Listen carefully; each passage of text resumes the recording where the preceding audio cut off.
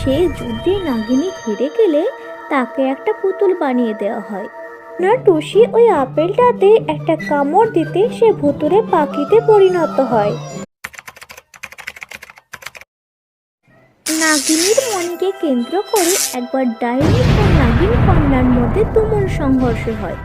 সেই যুদ্ধে নাগিনী হেরে গেলে তাকে একটা পুতুল বানিয়ে দেওয়া হয়।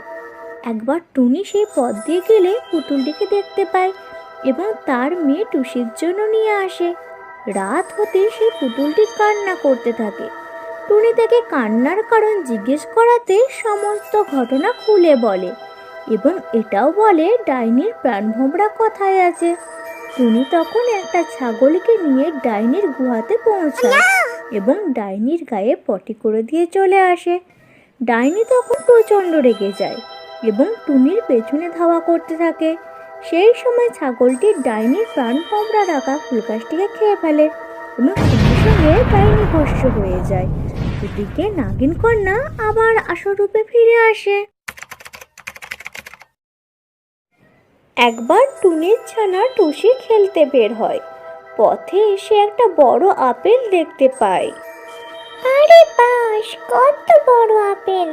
না জানি এর স্বাদ কত ভালো হবে। টুনির ছানা টুসি ওই আপেলটাতে একটা কামড় দিতে সে ভুতুড়ে পাখিতে পরিণত হয়।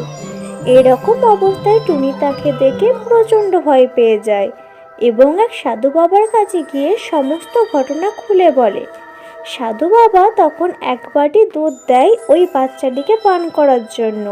ওই ভুতুড়ে পাখিটি ওই দুধ পান করার সাথে সাথে আবার আগের রূপে ফিরে আসে। একবার টুনি ও ডাকু রাক্ষস দুজনে গাজর গাছ লাগায়। ডাকু গাজর গাছে জল দেওয়াতে সেই গাছ তাড়াতাড়ি বড় হয়ে যায়।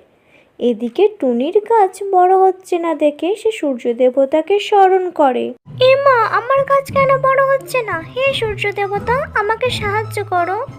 টুনি, তোমার গাছও বড় হবে। এই নাও কেমিক্যাল, এটা গাছে ছড়িয়ে দাও।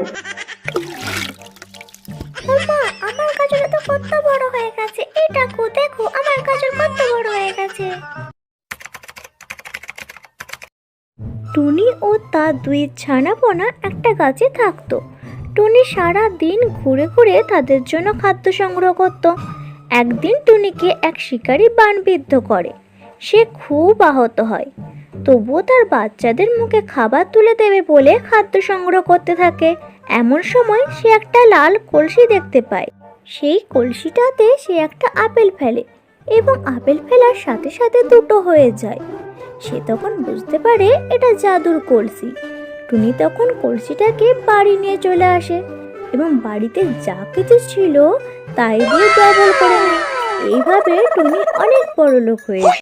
বন্ধুরা, যদি গল্পটি ভালো লেগে থাকে তাহলে লাইক করে দিও।